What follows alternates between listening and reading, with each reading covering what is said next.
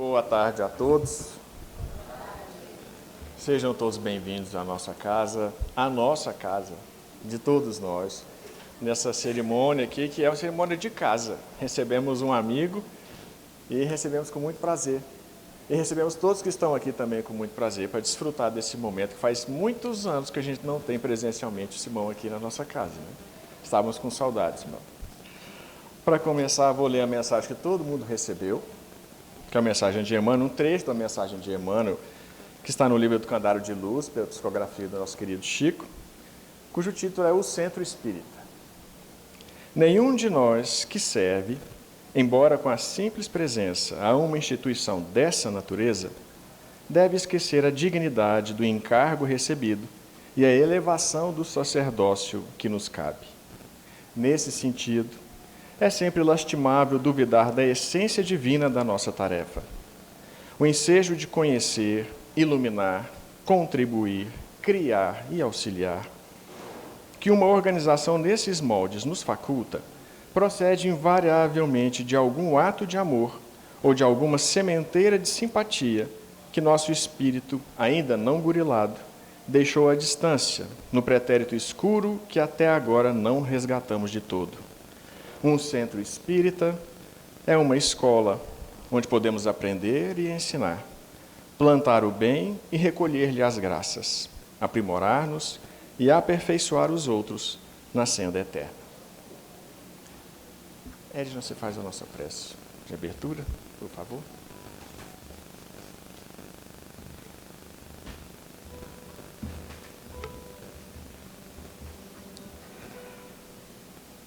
Senhor Jesus,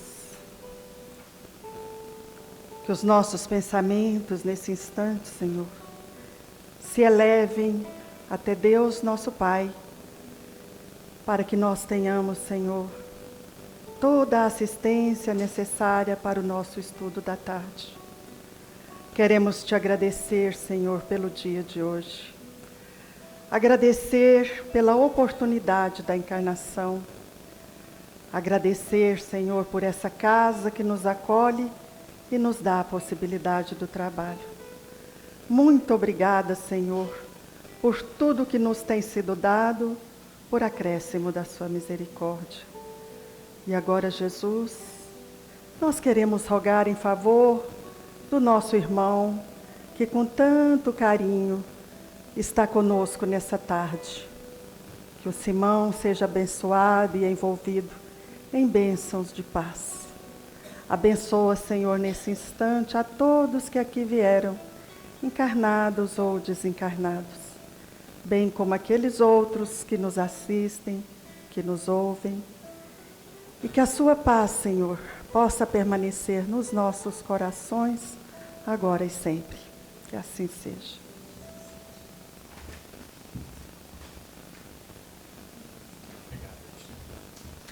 Bom, então, como diz nosso amigo Reinaldo, né, para a gente aproveitar ao máximo, sem mais delongas, vou convidar o nosso amigo Simão Pedro para tomar posse aqui do microfone. Nós provavelmente faremos um intervalo em algum momento do nosso estudo, da nossa palestra, e para alimentar não só o espírito, mas também o corpo. Mas é um alimento corpo de leve, gente, é leve, né, porque é para voltar para cá e continuar o alimento do espírito, certo? Simão, fique à vontade.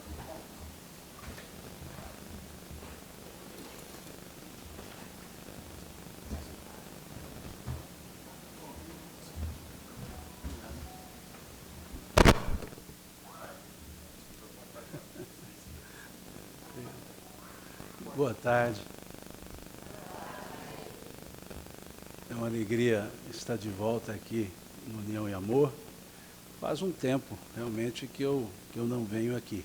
Não sei se são anos, né? Não sei, sinceramente. Já faz um tempinho. Creio que vocês não estavam precisando de processos expiatórios. Então, por isso que eu não vim. E então, já que estamos aqui, vamos expiarmos juntos. Vamos conversar um tempo, sei lá, talvez 1 hora, e a gente para comer um trem, e depois a gente volta, né? E os heróis da resistência, né, voltam, e a gente segue um pouco com o estudo. A proposta que me foi feita foi para que conversássemos sobre o Centro Espírita como um local de vivência do Evangelho. Então, vamos conversar sobre esse assunto, sobre esse tema.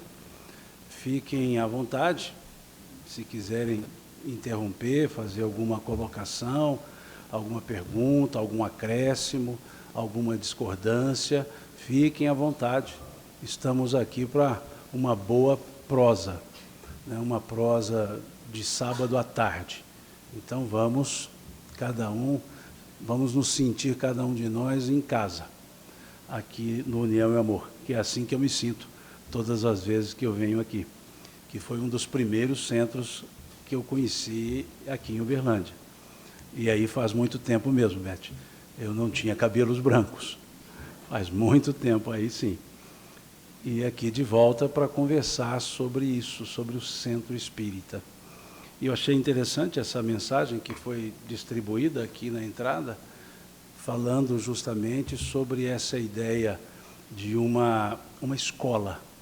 Emmanuel gosta sempre de chamar o Centro Espírita como sendo a escola da alma, a escola onde nós podemos aprender sobre nós mesmos e aprendermos sobre a vida, sobre o viver, sobre o existir. Então, sim, é uma escola. E a ideia de ser um local para a vivência do Evangelho nos convida, então, a pensar um pouco sobre o Evangelho, então. Vamos trabalhar com o seguinte raciocínio. Como era a ação do Cristo. Depois vamos refletir um pouco sobre o Espiritismo. Depois vamos refletir mais um pouco sobre o movimento espírita. E aí sim vamos refletir sobre o Centro Espírita, sobre os trabalhos, as ações praticadas no Centro Espírita. Então vamos dividir em 4 partes essa nossa conversa, creio que 1h30 cada uma, que aí em 6 horas a gente encerra tudo, sem muita pressa, mas também não tomando muito tempo de vocês. Podemos colocar como que era o trabalho com o Cristo. Vamos pensar um pouco sobre isso. O trabalho com o Cristo. Pensemos numa frase dele. Ele disse: aquele que quiser vir após mim, renuncie-se a si mesmo, pegue a sua cruz a cada dia e me siga. Pensemos nessa frase como um convite a trabalharmos com o Cristo. O primeiro aspecto é convite. O trabalho com o Cristo nunca foi uma imposição. O trabalho com o Cristo nunca foi uma obrigação. Era uma questão de aceitação de um convite. Quando então ele diz, aquele que quiser. É um ato de vontade. É um ato de voluntariedade. É um ato de uma disposição pessoal. Ele nunca convidou multidões. Ele convidava pessoa a pessoa. Por isso, dizer aquele que quiser, e não aqueles que quiserem. Aquele que quiser. Porque é uma decisão pessoal. Não é uma decisão pessoal imposta, uma decisão pessoal por voluntariedade, por um ato voluntário da vontade, e não por uma obrigação, por uma constrição, sempre por vontade. Por isso aquelas pessoas que o seguiam com alegria. Seguiam com propósito. Sentiam-se úteis, porque era o ato voluntário. Aquele que quiser. E ele diz: vir após mim. Aquele que quiser vir após mim. Segui-lo não é estar à frente dele. É ele estar à frente. Não é nos colocarmos mais do que o próprio Cristo. Os seus seguidores não eram maiores do que ele. Significa que trabalhar com o Cristo não é nos colocar à frente dele querendo dizer o que ele pensava, mas tentando vivenciar o que ele ensinava. O Cristo deve estar à frente. Os seus ensinos devem estar à frente. E há muitas pessoas que querem ficar à frente dele. Nós precisamos ter aquele espírito de João Batista. Quando atende a Jesus, e Jesus sai do Jordão, João, para os seus próprios discípulos, ele diz, olhando para o Cristo: é necessário que ele cresça e eu me diminua. Essa é a frase de João Batista. É necessário que ele cresça e eu me diminua. João era confundido com o Messias. Ele era chamado de Messias. Perguntaram a ele: tu és o Messias? Ele disse: não. Perguntaram a ele: tu és profeta? Ele disse: não. Quem és tu? Ele disse: sou a voz que clama no deserto. Endireitai os caminhos do Senhor. O machado está colocado na raiz das árvores. Arrependei-vos e fazei penitência. E esse é aquele que, conhecendo ao Cristo, disse: é necessário que ele cresça e eu me diminua. E o combinado entre eles foi interessante, porque Jesus, quando começa a pregar, o evangelista Mateus grafa isso no capítulo 4 do seu evangelho, ele diz: e sabendo Jesus que João estava preso, começou a pregar e a dizer. Ou seja, enquanto um pregava, o outro não. Para que não houvesse concorrência, para que não houvesse dissensão de discípulos, para que não houvesse João disse, Jesus disse. João foi preso, Jesus começou a pregar. E assim é o seguidor do Cristo. É preciso que nós entendamos que ele sempre deve crescer. O que é ele crescer? Tornar-se conhecido. Aquele que divulga a mensagem do Cristo não pode divulgar a si mesmo. Tem que divulgar a mensagem. E cada vez que se divulga a mensagem, mais o Cristo cresce. Mais o Cristo se torna conhecido por meio da sua mensagem. Então, por isso ele diz: aquele que quiser vir após mim. E para reforçar isso, ele ainda diz: renuncie-se a si mesmo. Em outras traduções, negue-se a si mesmo. O que é renunciarmos-nos a nós mesmos? O personalismo. Deixar de lado o eu e começarmos o nós. Deixar de lado o ir e colocarmos o vamos. É entender que nada somos senão servidores. É não ter ou não se colocar como referência, mas sim como servidor, que seja liderando, mas um líder servidor. É perceber que a individualidade respeitada não pode conduzir ao individualismo, ao egoísmo, a esse unicismo de presença na Terra, como se fôssemos a única pessoa. ponto de referência, ponto de convergência. Isso é o renuncie-se a si mesmo. É o estabelecer prioridades. É aquele ditado bem mineiro, o combinado não sai caro. Se é um ato de voluntariedade, então não há o que reclamar e colocar na frente. Escolhemos. É estar sempre disponível,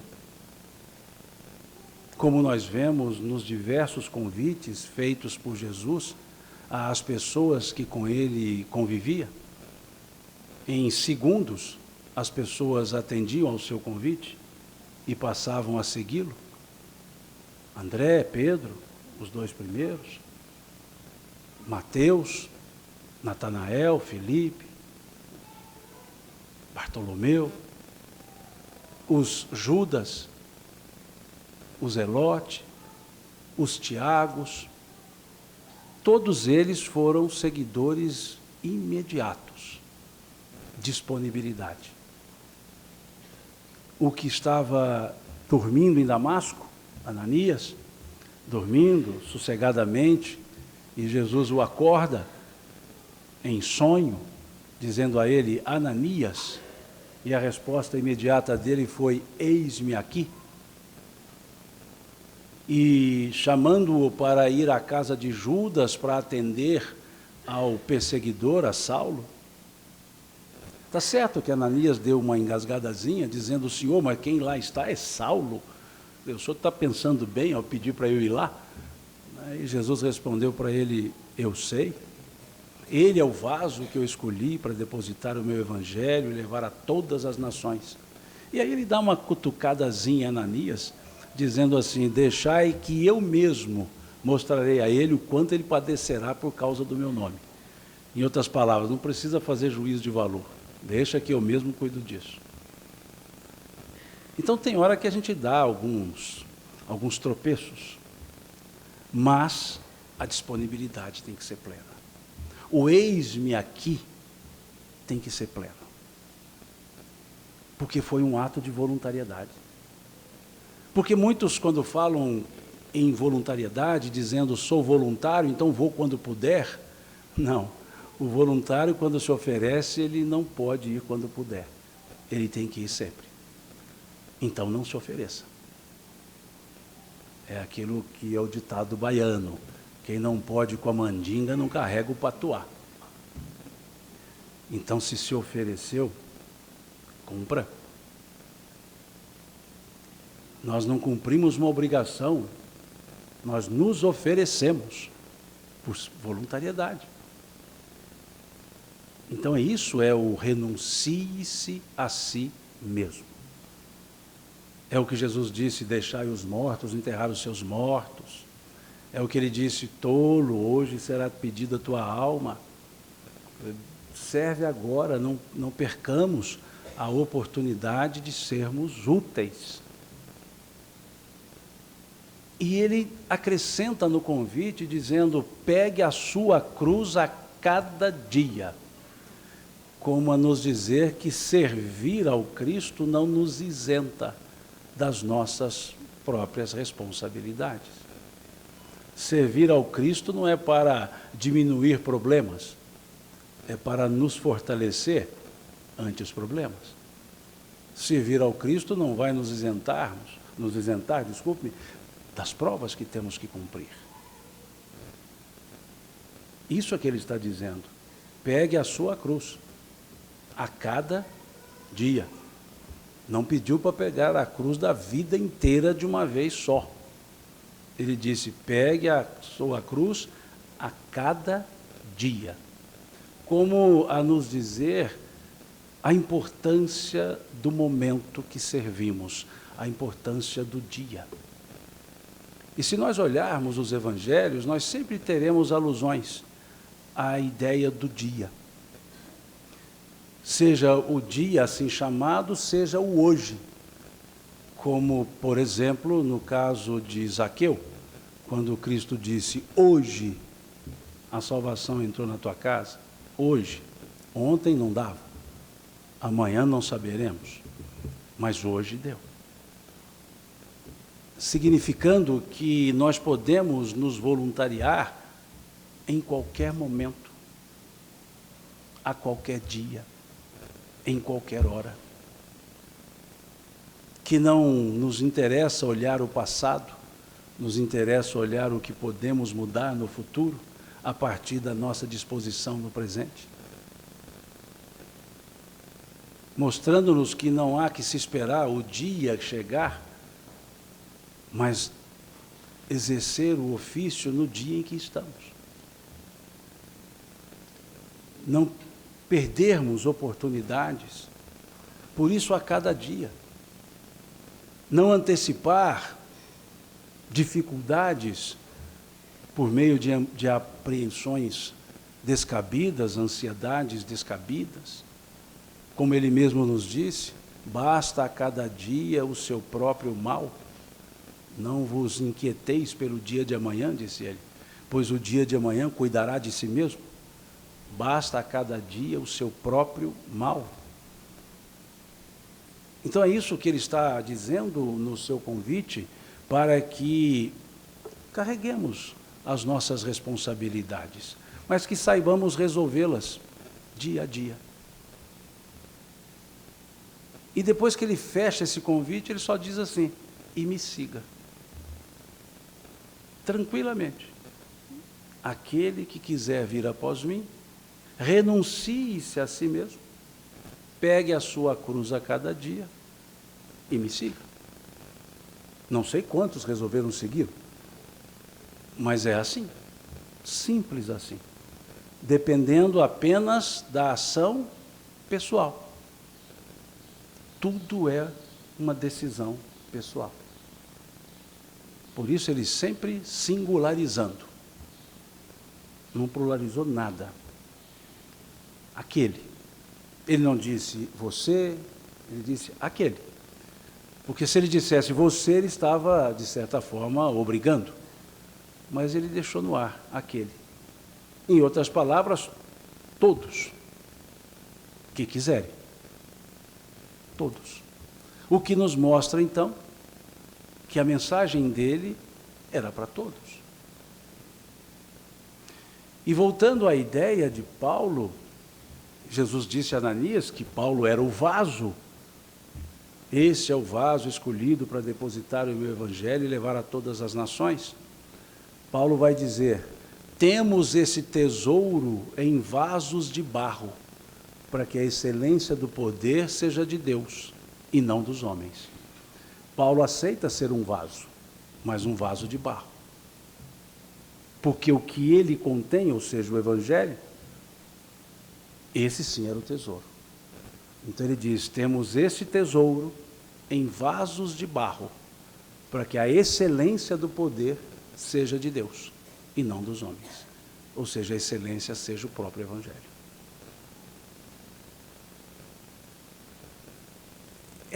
Esse é o convite. E Jesus dá um alerta para os que já o seguiam.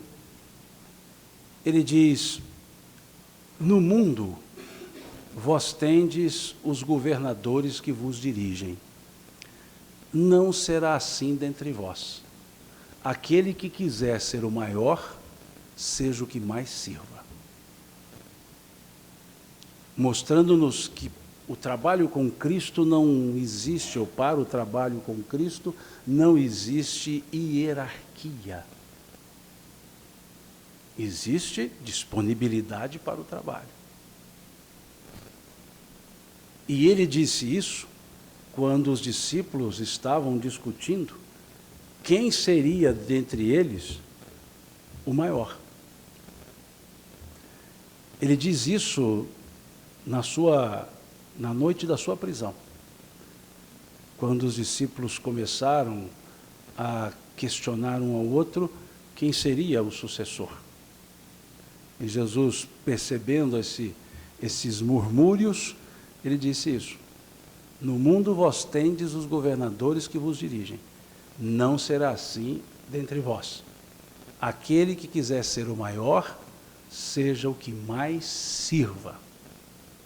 E aí ele arremata: pois o Filho do Homem não veio para ser servido, e sim para servir. Então vejamos a lógica que ele utiliza. Do líder, mas do líder servidor. Não há hierarquia na estrutura do trabalho. Não há quem manda nem quem obedece. Há quem serve. Pura e simplesmente.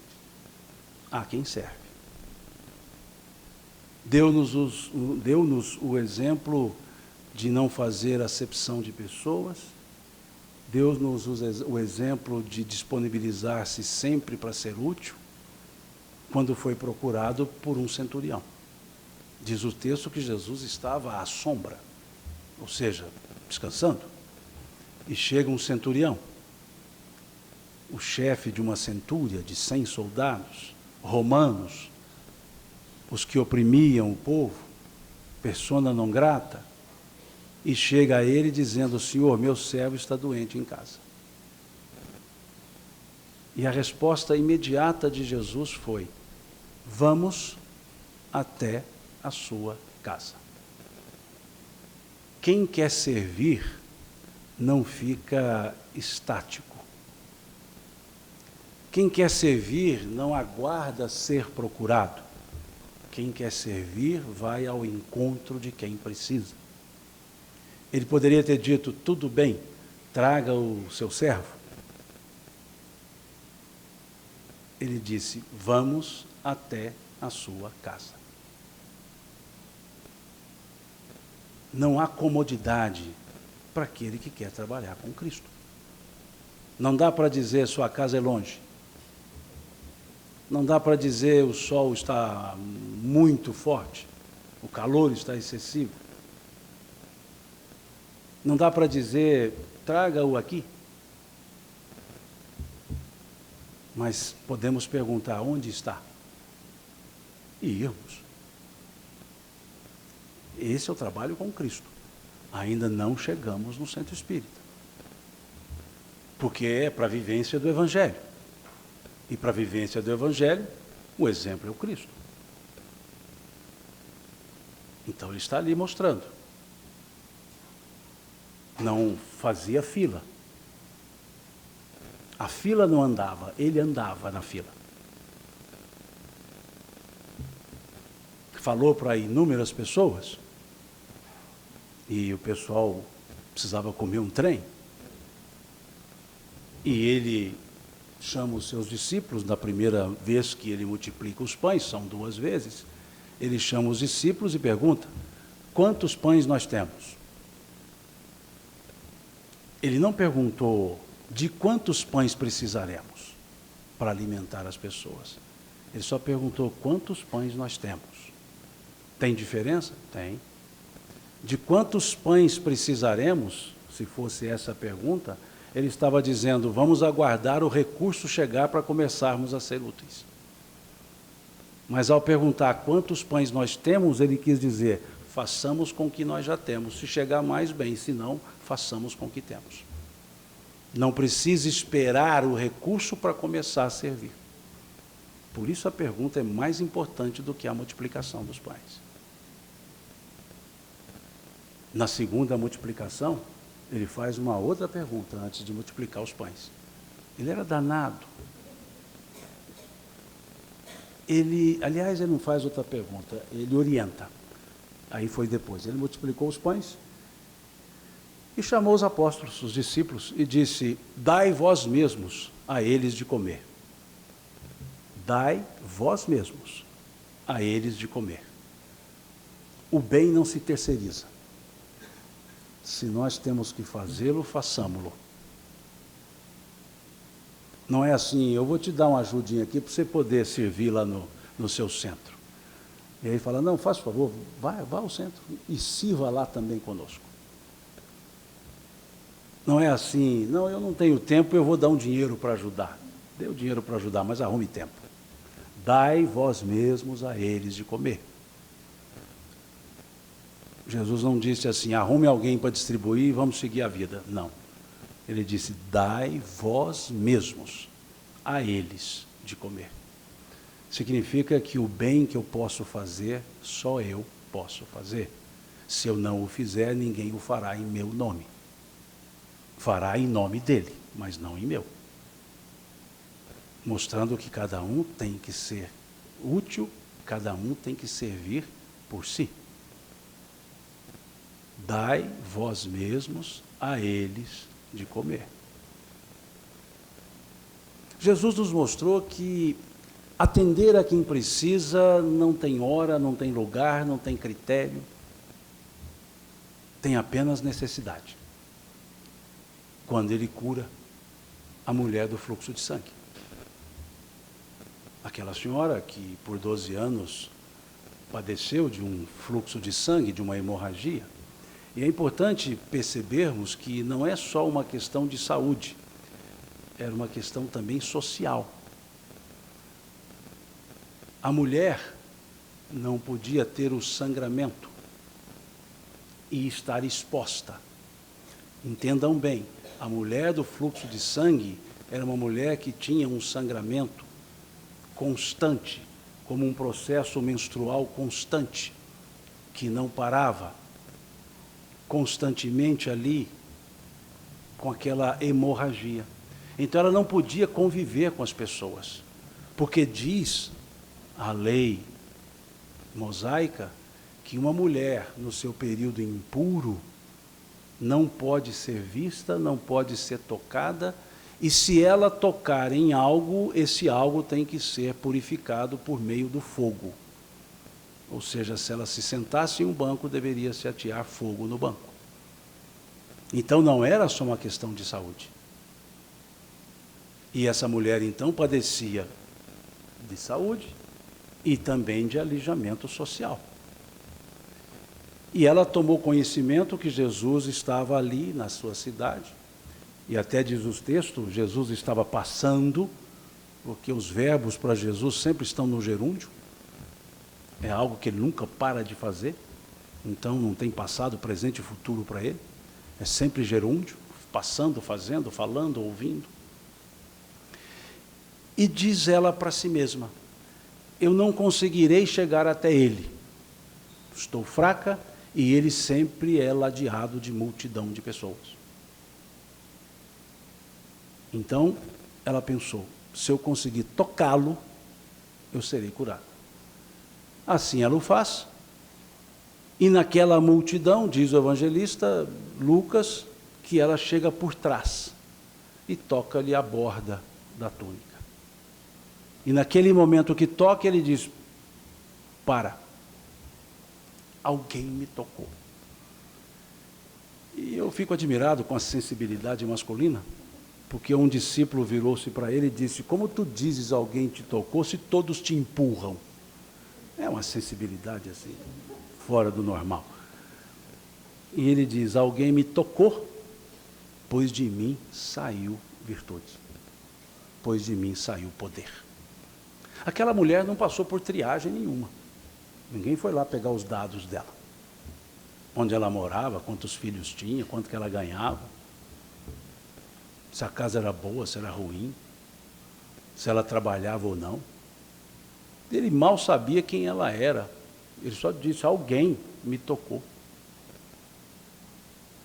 Para o servidor do Cristo, servir é o que importa. Não se coloca condições. Não se cobra ingresso para servir ao Cristo. Ou para ser servido, melhor dizendo, pelo Cristo. Os sermões que ele fez, em nenhum deles ele cobrou ingresso. Ele não disse assim: ó, sirvam os pães só para quem ouviu ao sermão. Quem não ouviu não come. Ele não criou ingresso para isso. Servir, serve-se pela necessidade, não por regras. Porque se não fosse o dia de servir, por exemplo, o alimento, só na semana seguinte, se essa pessoa não tivesse outro para servir, ela não chegaria na semana seguinte. Eu reservei aqui para aquela pessoa que veio domingo passado. e ela não veio.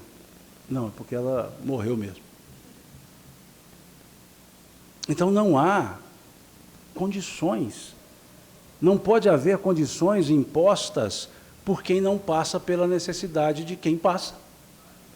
É fácil eu dizer, espere um pouco, coma mais tarde, quando estou com o estômago cheio. Então essa era a característica do servir com o Cristo e o servir do Cristo. Ele sempre exemplificando. Tudo nele era milimetricamente pensado, medido. Tudo nele era intencional.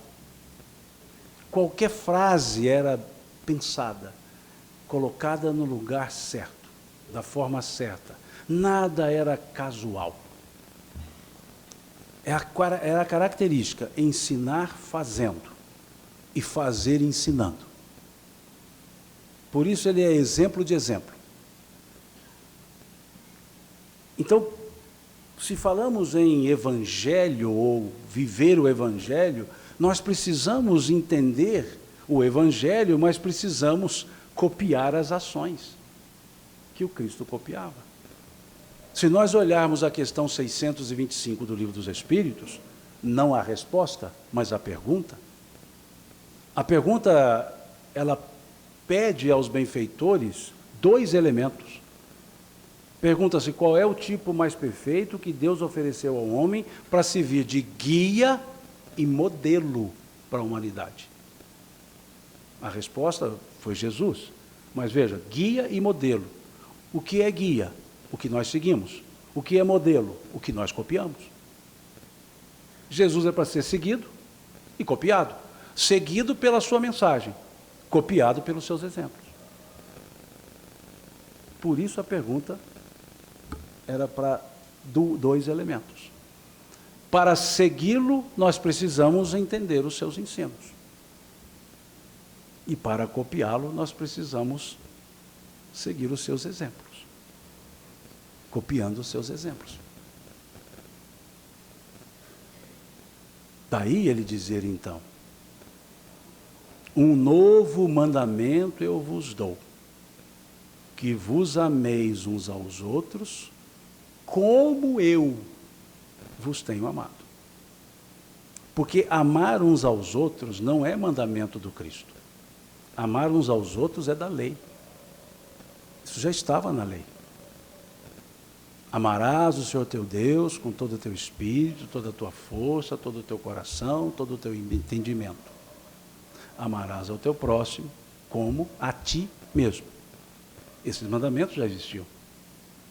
Então esse mandamento, amar ao próximo, não era novo.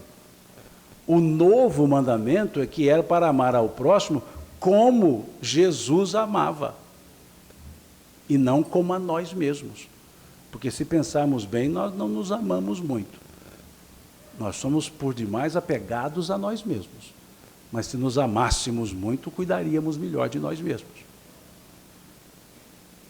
Mas ele disse, um novo mandamento eu vos dou, que vos ameis uns aos outros, como eu vos tenho amado.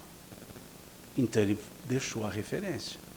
Amor que não separa pessoas, que não tem exclusivismos, que não tem hora, que não tem lugar. Vejam, isso é o que ele pediu para que amássemos. O que significa que se trouxermos para o pensamento espírita, lá do capítulo 6 do Evangelho segundo o Espiritismo, o espírita amai-vos, subentende-se como Cristo amou. Não é assim? E nós amamos o próximo como a nós mesmos? Talvez nem como terceiros. Nós atendemos ao próximo. Mas será que há, de fato, aquele amor que dói? Que o Jesus chamou de compaixão? Esse é o amor que ele ponderou. Esse é o mandamento que ele deixou. e chamou a atenção dos discípulos para que eles ficassem juntos, dizendo: já não mais vos chamo servos, pois o servo não sabe o que faz o seu senhor. Tenho-vos chamado amigos, pois tudo quanto aprendi do meu Pai vos tenho dado a conhecer. Amigos. Vós sereis meus amigos se fizerdes o que vos ensino. Fala dele. Amizade. Transportar isso para a realidade dos centros. Amizade. Grupo A versus grupo B. Mas tem o grupo C que não se dá bem nem com A nem com B. E aí, como é um inimigo comum aos A e B, então A e B versus C. E Jesus pedindo para sermos amigos. A amizade não transforma ninguém. Nenhum amigo quer transformar o outro. O amigo gosta do amigo do jeito que ele é. A amizade não tem linha de montagem uniformizada. Podemos ter 5, 6 amigos, cada um é de um jeito. Então Jesus enalteceu o respeito às diferenças e aprender a gostar das pessoas, mesmo com as diferenças. E se nós olharmos no seu grupo apostólico, tinha Zelote, que era uma turma bem aguerrida, tinha Galileu, tinha judeu, tinha até gentil. Ou seja, não interessa. Ele respeitava as diferenças. Ele não impunha nem o ensino. Ele queria saber o nível que as pessoas estavam de ensino, de conhecimento, para que ele pudesse levar o ensino. Quando ele foi perguntado por um doutor da lei, por um saduceu, perguntou a ele: Senhor, o que devo fazer para ganhar a vida eterna? E ele respondeu: o que está escrito na lei? Como tu lês? Veja a resposta dele. Ele disse: olha, você é um doutor. O que fala na lei para ganhar a vida eterna? Como que você entende? Isso que ele disse. O que está escrito na lei? Como tu lês? Ou seja, como você entende o que está lá? E o senhor respondeu, o doutor respondeu: amarás o Senhor teu Deus com todo o teu coração. Essa mesma frase. Aí Jesus disse a ele: disse-o bem, faze isso. Faze isso. E quem é meu próximo? Perguntou ele. E Jesus respondeu com a parábola do bom samaritano. E depois perguntou: qual dos 3 agiu com compaixão para com o caído? E aí o homem respondeu: o samaritano. Ele disse: disse-o bem, faze o mesmo. A quem já conhece não se ensina, só pede para praticar. Assim ele fazia. E os que não sabiam, ele ensinava. Falava as parábolas, o pessoal não entendia, os seus discípulos, por exemplo, parábola do joio, parábola do semeador, e eles chegaram e falaram: Senhor, explica-nos essa parábola. Ele deve ter falado assim: senta aí, escuta. E ele explicou as parábolas. Então veja, essa é a característica. E vários outros exemplos nós teríamos. Porque para que o centro espírita possa vivenciar o Evangelho, temos que conhecê-lo. O Evangelho. Temos que conhecer como Jesus trabalhava. Temos que entender como ele pedia para que os seus trabalhassem. E aí sim, tendo o trabalho com Cristo, nós podemos caminhar para o trabalho no centro. Mas para o trabalho no centro, sendo ele espírita, óbvio, centro espírita, como é que lidamos com o espiritismo?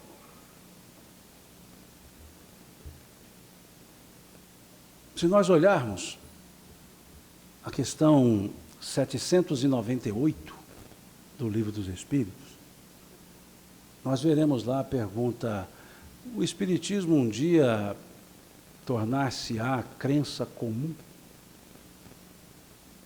Veja, a pergunta. A pergunta não foi crença única. Não foi perguntado assim, o Espiritismo tornar-se-á um dia crença única? Não. Crença comum. O que é crença comum? Algo palpável do dia a dia. Mineiramente falando, comunzinho. Não é assim? Essa foi a pergunta.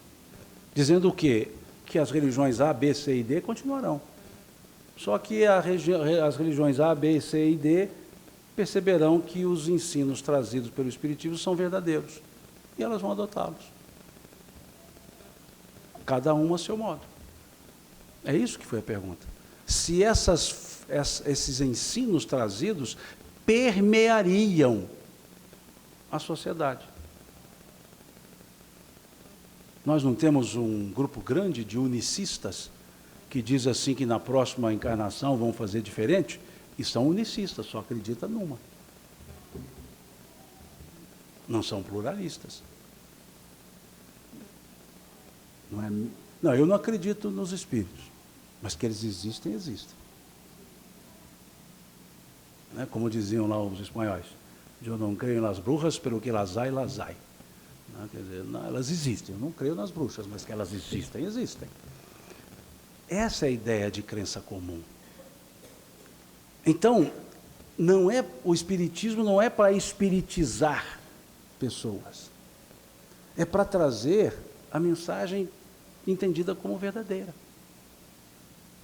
E cada um faz o uso dela. Então o espiritismo não espiritiza.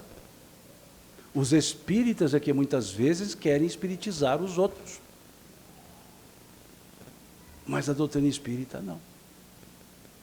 Tal qual Jesus disse, aquele que quiser vir após mim, se nós olharmos lá no compêndio de artigos escritos por Kardec, que compendiados foram chamados de obras póstumas, se nós olharmos lá num grupo de artigos que fala a Constituição do Espiritismo, esse artigo diz, o Espiritismo não se impõe a quem quer que seja. Ele quer ser aceito livremente, por força das ideias e das convicções. Veja se não é a mesma frase de Jesus. Aquele que quiser vir após mim, renuncie-se a si mesmo, pega a sua cruz a cada dia e me siga. O Espiritismo não se impõe a quem quer que seja. Ele quer ser aceito livremente, por força das ideias e das convicções. Se eu estou convicto, eu abraço. Se eu não estou, eu não abraço. E está tudo bem. É isso que está na questão 798. Que eles respondem, certamente. Respondem com um advérbio. Poderiam ter respondido com a partícula afirmativa, sim. Disseram certamente. O advérbio tem muito mais força. Certamente. Certamente. Chegará o tempo em que ele deverá ocupar o seu espaço entre os conhecimentos humanos. Veja, ele não vai suplantar os conhecimentos humanos. Ele vai ocupar o seu espaço, porque existe espaço para cada tipo de conhecimento. E ele vai ocupar o seu espaço. Chegará o tempo em que ele ocupará o seu espaço entre o conhecimento humano, os conhecimentos humanos. E a gente quer colocar os conhecimentos humanos todos dentro do Espiritismo. E, na verdade, ele é um item dos conhecimentos. Embora digamos fora da caridade não há salvação, nós vivemos fora do Espiritismo não há salvação. E há. Porque se não houvesse, nós somos poucos milhões no mundo de 8 bilhões de pessoas. Aí somos egoístas demais. E se essa turma toda resolver vir para o Espiritismo, o movimento espírita não consegue cuidar, porque mal está conseguindo do que tem. Então percebamos que o Espiritismo não será crença única, e não pode ser. Para isso as pessoas todas tinham que estar no mesmo nível de conhecimento, nível de busca, e cada uma está num nível de busca diferente. e recebe respostas diferentes, porque são perguntas diferentes. Então é preciso que nos situemos ante a ideia espírita. O espiritismo não se impõe a quem quer que seja. Ele quer ser aceito livremente por força das ideias e das convicções. Na questão seguinte, na 799, Kardec pergunta qual a contribuição do espiritismo para o progresso. Está lá na Lei de Sociedade. E eles respondem: destruindo o materialismo, o espiritismo mostrará aos homens os seus verdadeiros interesses.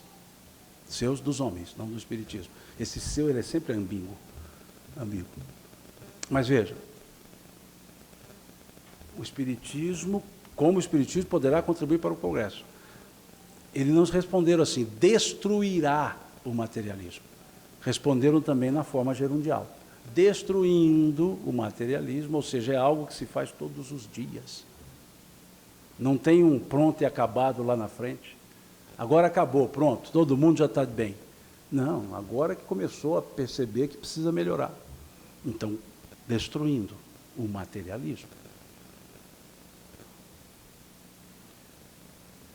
Se nós olharmos a conclusão número 5 do Livro dos Espíritos, daqui a pouco a gente come um trem. Se nós olharmos a conclusão número 5 do Livro dos Espíritos, é que eu não vim mexendo ali ainda, então estou tranquilo. A hora que eu vir ali alguém colocando um pão de queijo, alguma coisa assim, aí eu já vou, a gente já está quase. Né?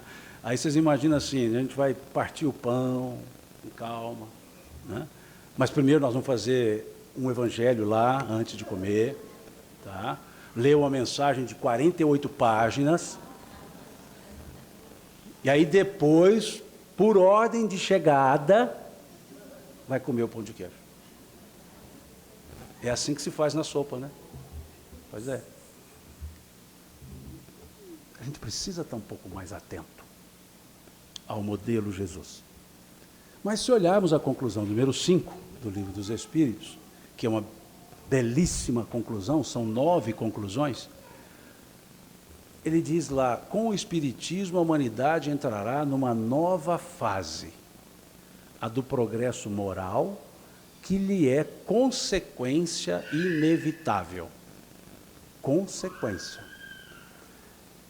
Essa assertiva nos mostra claramente que o objetivo da doutrina não é moralizar as pessoas, não é transformar as pessoas, é esclarecer as pessoas.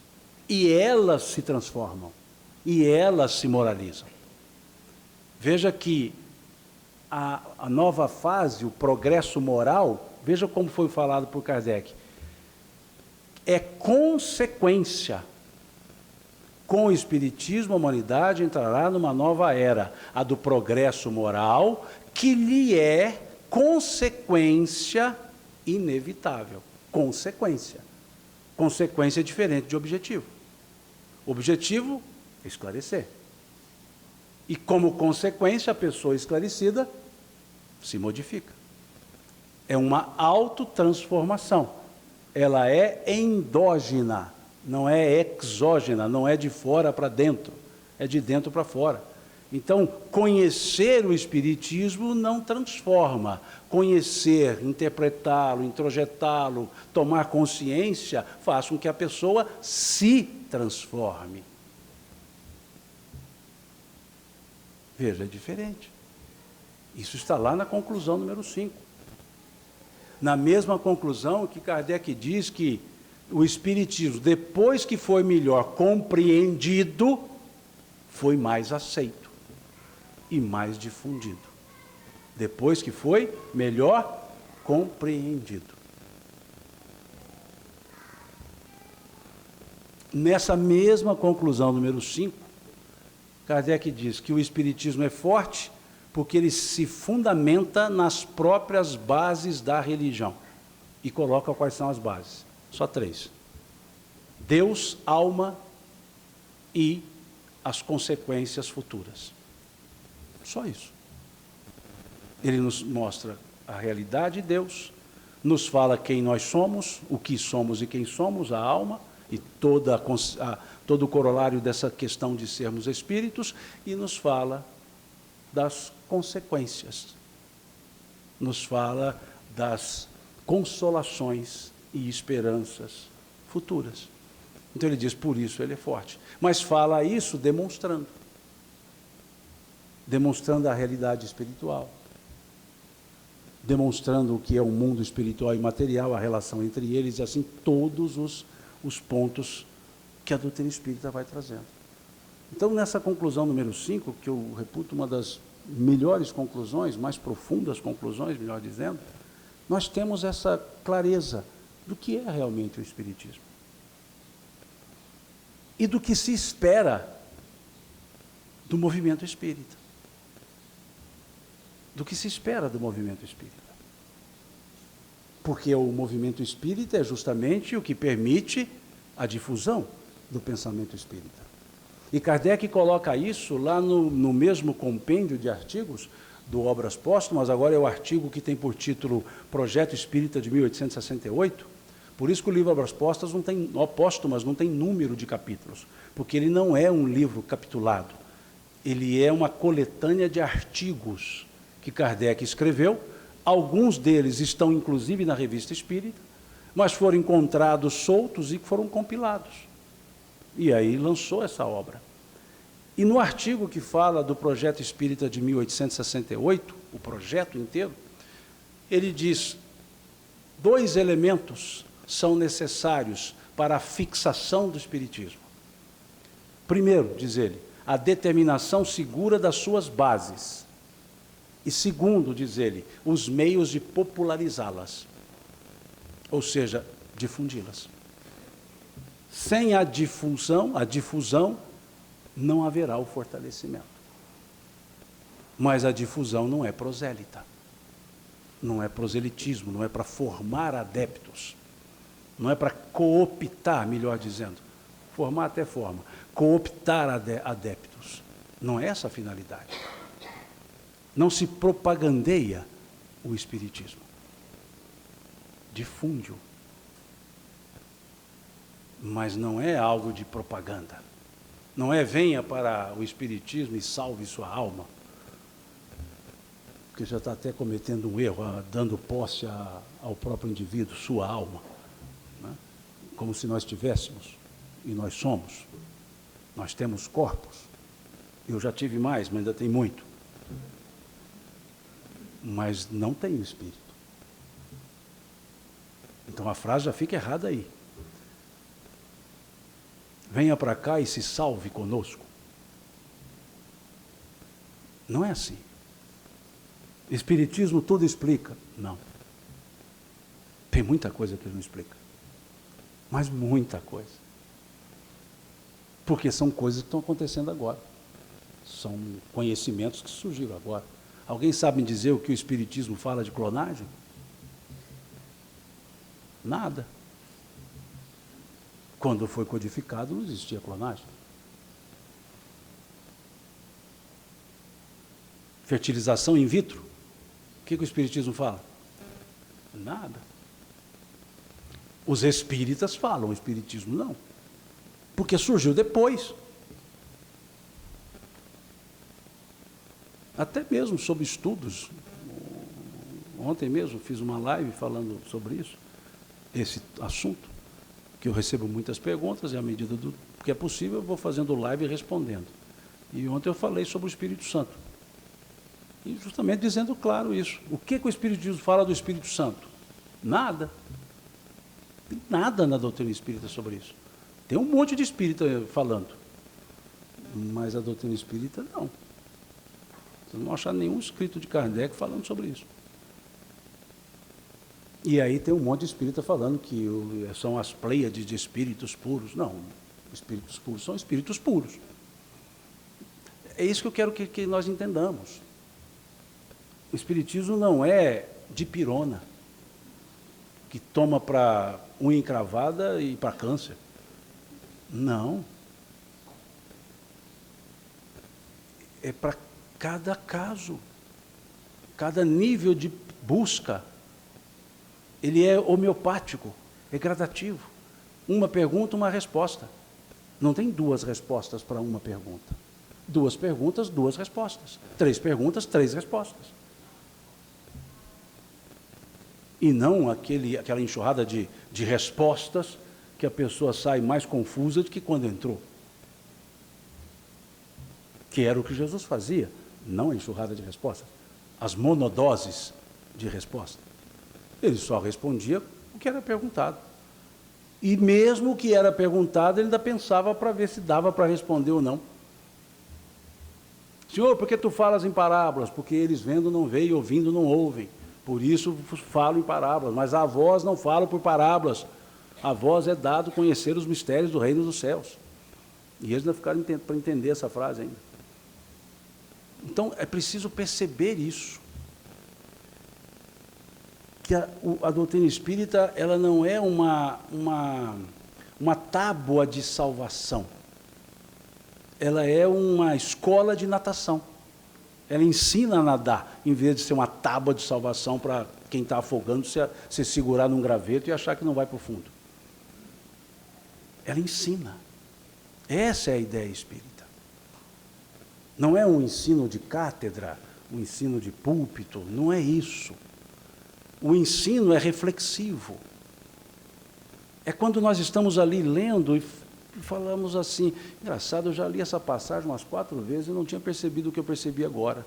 É porque as 4 vezes anteriores eu não estava no nível que eu estou agora. As experiências da vida me permitiram abrir os olhos e eu pude enxergar letra que eu não enxergava antes. Eu fui mudando o grau dos meus óculos de leitura. Então é assim que as coisas acontecem, assim é o aprendizado. A percepção depende do nível de busca das pessoas. Não tem quem é mais, quem é menos. Tem quem tem mais dúvida, menos dúvida, no sentido de eu preciso de explicação para isso. E há algumas que não têm. Ainda. Então essa é a ideia espírita. Eu sugiro que leiam as 9 conclusões, que dá para a gente entender claramente o que está ali no Livro dos Espíritos. Lógico, depois de ler o Livro dos Espíritos, lê as 9 conclusões. Não comecem por elas, não. Aliás, comecem pelas introduções, são 16. 16 introduções. Começam por elas, para entender, para saber como se vai interpretar o que está no livro. Porque as introduções são para isso. Ele dividiu em 16 para explicar cada tópico como se deveria entender. Por exemplo, na introdução número 2, ele vai explicar o que significa a palavra alma utilizada no Livro dos Espíritos. Ele faz uma introdução inteira para dizer, olha, aqui no Livro dos Espíritos, todas as vezes que vocês virem aqui a palavra alma, significa a partícula, a parte não material, a parte que vive depois da matéria. Só isso. Não tem mais nada. E aí, quantos espíritos colocam definições diversas para a bendita da alma, e Kardec só está pedindo uma para entender ali. Ele não quer saber se ela é semi-alma, não. Olha, a alma é o seguinte, não é corpo? Não, então é alma. É isso que ele quis dizer. E a gente vê digressões e digressões e digressões. Isso não é o Espiritismo. Por isso, cuidado dele, veja, o estabelecimento claro das suas bases. Ele se dedicou muito mais a deixar claro o ensino do que trazer mais ensinos. Basta olharmos lá a Constituição do Espiritismo, o mesmo artigo. A única coisa capaz de travar a marcha do Espiritismo seria a falta de unidade. É a frase dele, falta de unidade. Por isso, para evitar isso, se não no presente, pelo menos no futuro, é que nos dedicamos a estabelecer as bases de maneira clara e profunda, para que, quando se disser que 2 mais 2 são 4, ninguém venha dizer que são 5. Palavras dele. Para deixar, olha, está aqui, não inventem moda. É isso. Então espera-se que o movimento espírita absorva o pensamento espírita com o pensamento trazido pelo Cristo e comece a difundir. Então, tudo que se faz que não é a própria doutrina é parte de um movimento de difusão. Isso aqui que estamos fazendo é parte de um movimento de difusão. É parte de um movimento. Não é cartesiano, movimento e doutrina apartados. Mas não são as mesmas coisas. Acaba que o movimento dá a imagem que ele faz do Espiritismo. Tão delicado é que o espírito depois, não, ele era antes também de encarnar espírito, né? Viana de Carvalho, ele escreveu no livro Sementeira da Fraternidade, uma psicografia do Divaldo Franco, ele escreveu: o movimento espírita cresce e se propaga, mas a doutrina espírita permanece ignorada, quando não adulterada na maioria dos seus postulados, ressalvadas, as incontáveis exceções. Quer dizer, incontáveis exceções não são exceções, quer dizer que a maioria está indo bem, mas tem os pontos. Então veja, mas a doutrina espírita permanece ignorada, quando não adulterada, na maioria dos seus postulados. Isso fala do espírito Viana de Carvalho, alusivo ao movimento espírita. E aí, mais uma vez, o movimento espírita tem que dizer: é necessário que eu me diminua, vamos inverter, para que ela cresça, a doutrina espírita. E muitas vezes nós vemos um movimento maior do que a doutrina. Principalmente quando a exposição fixa no expositor e não no conteúdo. Principalmente quando a exposição fixa-se na experiência do expositor e não na doutrina espírita. Tudo isso faz com que a doutrina espírita fique ignorada. Eu já assisti várias palestras espíritas que eu aprendi muito sobre fisiologia humana. E não aprendi nada sobre espiritismo. E era uma palestra espírita. Aprendi um monte de coisas sobre cérebro, né? Até percebi que eu tinha um cérebro até interessante. Aprendi muito sobre isso. Sobre psicologia, nossa. Quase me deu vontade de fazer o curso. Mas de espiritismo estava pouco. 1 hora de palestra, 50 minutos de espiritismo. E os 50 minutos é porque contava a prece junto. Isso é deixar a doutrina espírita ignorada. Isso não é adulterá-la. Adulterar é outra coisa. Isso é deixá-la ignorada. Chegamos para ouvir uma orientação nos moldes do pensamento espírita e ouvimos nos moldes do pensamento acadêmico. Doutora Marlene. Nessa exposição espírita, você fez essa explicação aí, como você entende mais aquele lado de autoajuda, que muitos tempos já citam exemplos pessoais, empresariais, etc.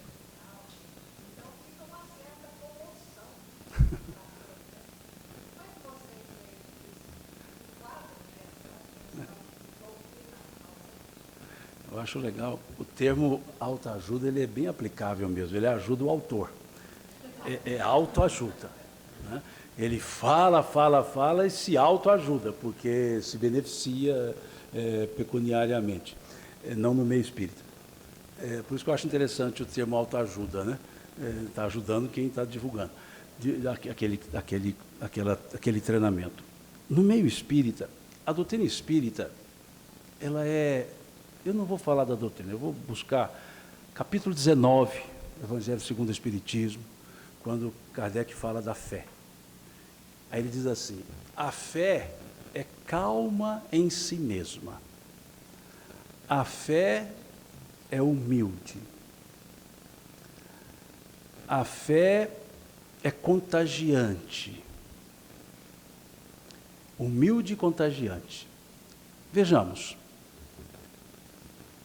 A doutrina espírita não é para estardalhaço. A doutrina espírita é eminentemente reflexiva. Ela não é de técnicas. Eu vejo muitas vezes as pessoas fazendo curso para expositor e aprendendo as técnicas de exposição. Deveria aprender o conteúdo. Depois vê-se as questões de técnicas. E isso vai formando técnicos expositivos, que lançam diversos recursos didáticos que embelezam para camuflar.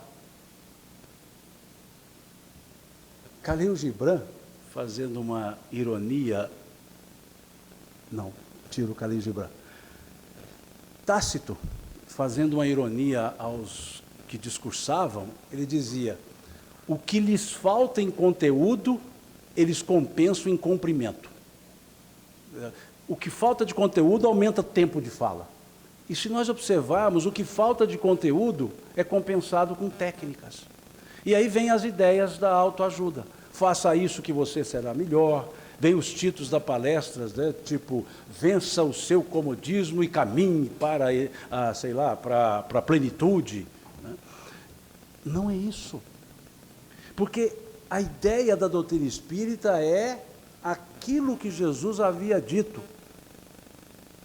Refúgio para as almas. Não foi isso que Jesus disse? Vinde a mim, todos vós que estáis cansados, fatigados, e eu vos aliviarei. Tomai sobre vós o meu jugo e aprendei de mim, que sou manso e humilde de coração, e encontrareis refúgio para as vossas almas. Jesus tinha técnica, ele tinha didática. Técnica não. Ele tinha uma didática. Falar a linguagem que podia ser entendida pelas pessoas. Só essa a didática dele. E o que nós vemos muitas vezes? As palestras bonitas. E você pergunta: ei, gostou? Não, adorei. O que falou? Não entendi não, mas ficou bonita.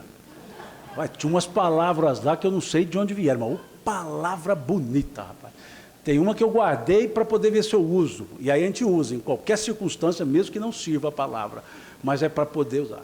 Veja, a palestra não é para encantar. É para levar a pessoa a refletir. Palestra você constrói um conhecimento. Você não leva uma verdade. Você vai construindo. Concatenadamente. Isso não é técnica. Isso é respeito ao público. Então, quando você fica no oba-oba, a gente sai até entusiasmado. A gente chama isso de febre de reunião. Passou um pouquinho, já foi embora. Então, a gente tem que perceber esse aspecto. Jesus não fazia alarde. O movimento cristão, por assim chamá-lo à época, era sem alarde. Reunia-se em quaisquer lugares, conversava. Então, o movimento espírita não pode ser um verniz. A doutrina espírita já tem o seu próprio brilho. Não precisamos colocar um verniz do movimento nela.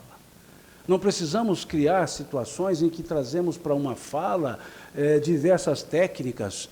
Por exemplo, chegamos aqui, aliás, um excelente livro, mas chegamos aqui e falamos do monge e o executivo.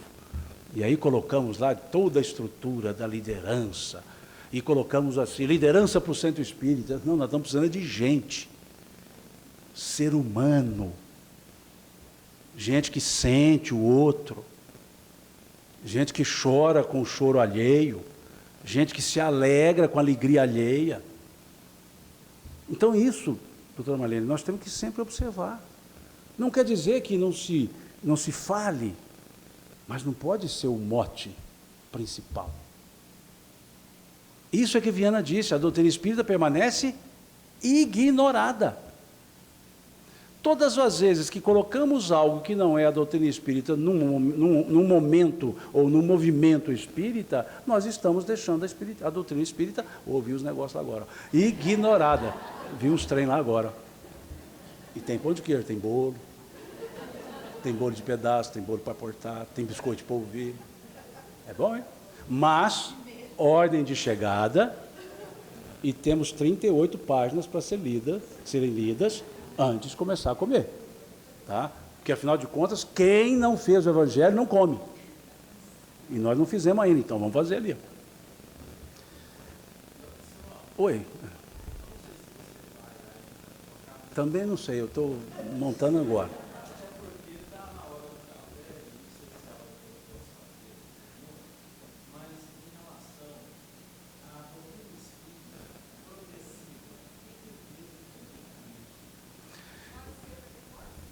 Pode, mas eu vou fechar, porque eu estou deixando para depois de comer um trem, o centro espírita. As atividades do centro espírita. Eu estou só com o evangelho, por enquanto. Depois vamos trabalhar com as atividades, porque eu preciso desses conhecimentos para a gente ver se as atividades estão trazendo eles. Mas você colocou algo interessante. Kardec coloca isso no primeiro capítulo do livro A Gênese, o caráter da revelação espírita. E ele diz que a revelação é progressiva. O que é progressivo? É algo concatenado, não se derrama de uma vez, vão se chegando os conhecimentos, à medida, como se fosse um sistema seriado, né? Vou para o primeiro ano, segundo ano, terceiro ano, e à medida que vou fixando e abrindo capacidade de entendimento, novos conhecimentos vão sendo trabalhados e entendidos. E ele usa para isso uma comparação, ele usa o progresso. Então lá, nesse primeiro capítulo do livro A Gênese, que ele reproduz parte, aliás, não é que ele reproduz, o assunto em parte também é trabalhado no primeiro capítulo do Evangelho segundo o Espiritismo, ele não reproduz porque a Gênese foi escrito depois. Diz assim, o Espiritismo anda lado a lado com o progresso. E andando lado a lado com o progresso, ele jamais será ultrapassado, pois se estiver errado em um ponto, ele se modifica nesse ponto. Se uma verdade nova surgir, ele a acatará. Então veja como ele foi descrever o caráter progressista, no sentido de progressivo. É diferente do termo que se usa, progressista, espiritismo progressista, já não é no aspecto progressivo, é no aspecto de hoje o espiritismo tem que ser desse jeito porque o mundo está desse jeito. Não é assim. O que foi ensinado não se modifica. Coisas novas, ideias novas, conhecimentos novos, mas não se incorpora ao que já foi escrito. Não se modifica o que foi escrito.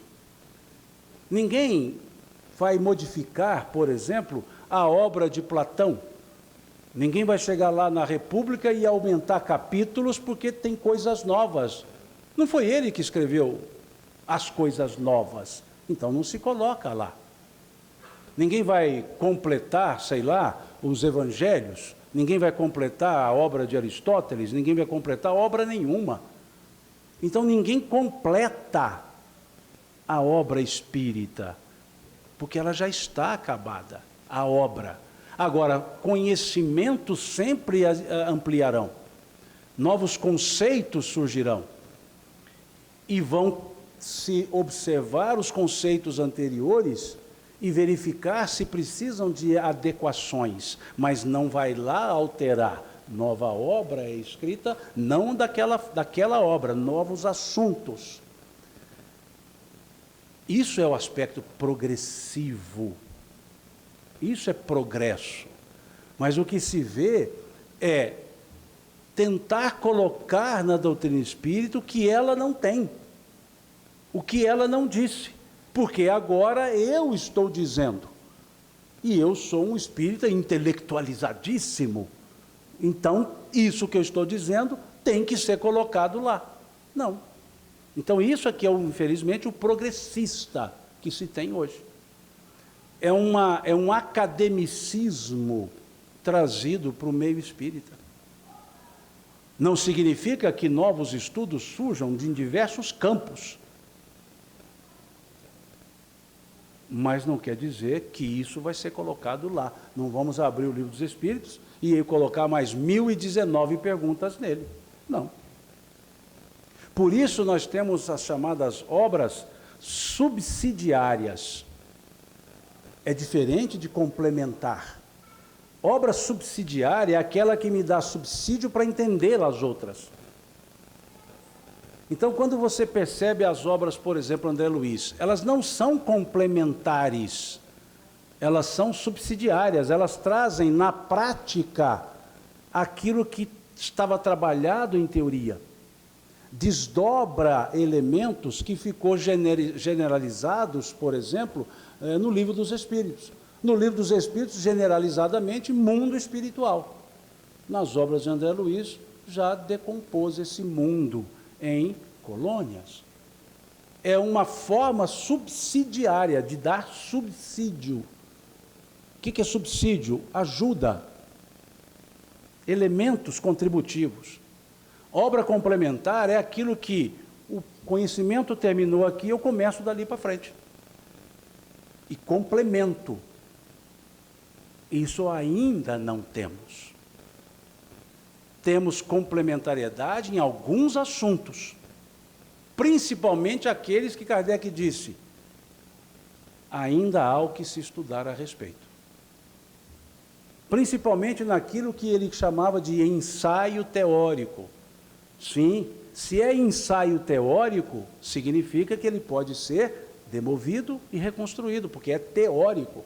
Existem algumas questões do Livro dos Espíritos que não são perguntas, são ensaios teóricos. Um deles, por exemplo, a questão 257, que vai tratar do ensaio teórico da pluralidade das existências. Então, ali Kardec faz um ensaio. O que é ensaio? É um artigo de opinião. Não é um artigo científico, é um artigo de opinião. Então, é a opinião dele. Então, isso lá existe, sim. Agora, isso não é complementar uma obra, é desenvolver aquela ideia, e sim, novos conhecimentos surgiram. E as pesquisas novas sobre o processo reencarnatório? E as pesquisas do psicólogo Banerjee na Índia, do nosso querido engenheiro aqui, Hernando Guimarães Andrade, desenvolveram pesquisas sobre a reencarnação. E falou coisas que lá nós não temos. Mas por que falou coisas? Por exemplo, marcas de nascença. Ele foi demonstrando por experiências e provas que tinha algumas relações, nem todas, mas algumas sim. Então existem sim o lado progressivo de assuntos, mas a doutrina espírita não foi ainda complementarizada porque não precisa ainda. Agora, assuntos vão sendo desdobrados. Kardec fez um ligeiro ensaio sobre a divindade do Cristo. 2 itens ele trabalhou, 2 artigos. As palavras de Jesus provam a sua divindade? É uma pergunta. Os milagres de Jesus provam a sua divindade? É uma pergunta. E sobre esses 2 ele escreve artigos, que hoje podem ser trabalhados com novos conhecimentos que se tem sobre a época do Cristo, e assim vai. Então, a lógica é justamente essa. Progressividade. Por quê? Senão nós estamos negando a evolução. Se nós dissermos, tudo está aqui, nada mais, então o que evoluir aqui não significa nada, então não há evolução. Então esse é o caráter progressivo do ensino. E Jesus também disse isso, capítulo 16 do Evangelho de João. Muitas coisas eu ainda vos tenho que dizer, mas vós não podeis suportá-las agora. Quando vier da parte do meu Pai o Espírito de verdade que Ele há de enviar, Ele vos ensinará todas as coisas, pois não falará de si mesmo, mas daquilo que ouviu do meu Pai. Ele vos fará lembrar tudo que eu havia dito, tudo que já foi dito, e assim segue. São 8 características, né, desse. Então veja, não era a hora, é para frente. Pilatos perguntou, o que é verdade? Jesus não respondeu, porque não era a hora. Talvez agora, se ele perguntar, talvez responda para ele. Mas naquela época não dava. Então é isso. Né? Esse é o caráter progressivo. Né? E até hoje eu não vi, por exemplo, na proposta de complementariedade do Livro dos Espíritos, que alguns querem fazer isso, quer escrever um outro para complementar, mas não querem seguir o mesmo método que Kardec seguiu. Né? O controle universal das comunicações dos espíritos. Não querem seguir. Então, como é que vai dar sequência se usa método diferente? Né? Então, é isso, basicamente isso. Vamos comer um trem? Tem uns trenzinhos bons ali. E depois a gente continua com a ideia do Centro Espírita e sim os trabalhos da Casa Espírita e tudo mais. Ele está perguntando quanto tempo, vocês estão com qual tamanho de fome? Não, sei lá, 15 minutos. Né? Então, gente, 15 minutos para a gente aproveitar depois mais um pouco do Simão.